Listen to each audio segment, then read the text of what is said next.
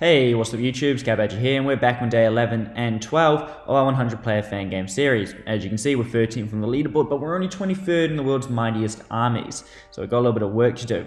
We've been doing some stuff down in Africa. We recently finished off taking out Algeria, and we're now taking on AI and helping Saudi Arabia, or Matt, push down further south. Additionally, the South Americans have gone and landed in Africa. So we've now got to help French Sudan, who we're very loosely allied with, stop them. So that's where all of our troops are going at the moment.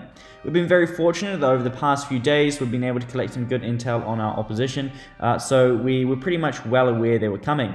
As you can see, this is a day earlier on day 11, and we already have the intel which suggests we are about to be attacked. So at this point here, we start sending a lot of our troops down to Africa to make sure we were ready. However, due to the size of Africa, we weren't able to get there in time, as we still had to prepare our armies for that sort of combat.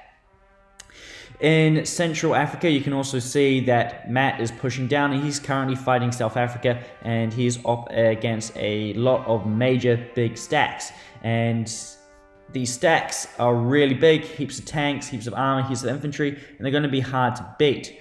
His air force at the moment is not particularly useful because he can't use it against these stacks, so he's having to wait until he gets artillery down. Myself and Italy have both sent stacks to reinforce him, and hopefully they will go a long way in resolving this combat. Moving on to day 12, you can see that we've redeployed our spies, so it's really important that you keep moving them around and you never leave them in the same place. We got that reveal all yesterday, which was really handy. However, on this day 12, we need to redeploy them because I know how well Fire Tree plays as a player, and he's probably keeping track of them. As you can see, our troops are moving down in position via those blue lines, and French Sudan is responding by sending his own troops back to his core. However, his capital is pretty much exposed at this point. I don't think we will be able to save it. However, we're sending as many troops as we can. Once our armies in Central Africa have finished cleaning up that AI and push out towards the coast, the armies you're seeing right here, they're going to swing back around and head up north to join in the fight. However, they're pretty damaged, and I'm not sure how much use they'll be by the time they get there. Matt's also had limited success in Central Africa and has pushed back slightly and is still able to push south. Okay, so before we move on and have a look at what's happening elsewhere, we're just going to have a look at what we're building and what we're training. As you can see, we're working on our economy to increase our ability to produce troops. We're building railroad guns, rockets, and infantry and anti-tank guns. The anti-tank guns and infantry are to increase the strength of our army, while the rockets are to provide defense, and the railroad guns are to give us range over our opponents.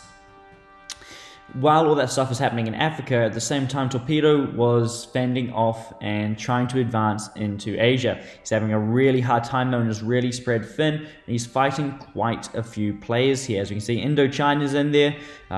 They're fighting on Pakistani territory. Persia's in there. There's quite a few players in there at the moment. However, he has got the forces to deal with it. Moving up north, we can also see that Germany is stuck fighting Gauntlet, which no one really wants to get stuck fighting Gauntlet. Gauntlet is doing a massive job of defending, and he has the advantage of having a very strong air force, and that's something that Germany was lacking at this stage. To resolve this later on, we'll call in the Ukraine, and you'll see this in a second when we switch to the next day, but Ukraine will come up and his air force will swing the tide back in our favor. Additionally, Finland is also pushing into Swedish territory and has nearly finished this combat. However, it has left both players very, very weak. Regardless of who wins this, it'll be very easy for Germany to sweep in later on and finish it off. So, if we jump back over to Russia, you will see that right about now, the Ukrainian Air Force has appeared and is starting to head out on patrol. This gives Germany the air protection he needs to split his troops up, spread them a little bit thinner, and engage our enemy in multiple places and start to push CAB back.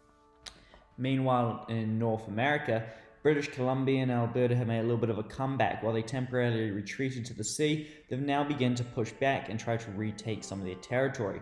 Considering at the same time as this, North America is fighting Cuba and Venezuela, which we'll see in a second, this is very bad timing for the North Americans and has their troops spread very thin.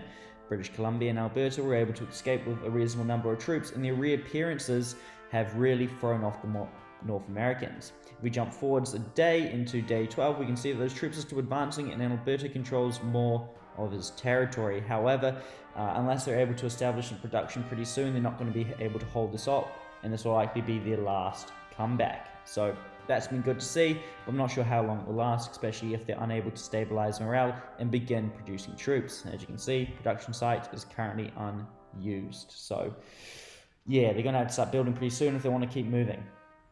So if we just have a look at the last combat of this video, we can see that we're now down in Central America, where Venezuela and the Caribbean are up against the North Americans. They've pushed into North Mexico's core, so North Mexico will be giving it all to make sure he defends it. The North Americans are very fortunate that they have the air power advantage. However, the South Americans, Venezuela, and I guess the Caribbean, although he's not South American, have the artillery advantage, and this is going a long way. If they push just a little bit further and can knock North Mexico out of the fight, they'll have a massive advantage. At the same time, while this is happening, we can see Illinois is out scouting. When we jump forwards to the next day, we'll hopefully see, maybe not initially, but the North Americans are going for a little naval invasion, and there's some naval combat happening to secure landing zones. And this is occurring between New England and the Caribbean. If the North Americans are successful in this little naval combat around the Caribbean, they will be able to knock the Caribbean out and tip the favor to their side. I hope you guys enjoyed the format of this video and don't really do it like this too often. But apart from that, I guess I'll see you guys in the next episode. Thank you for watching, and goodbye.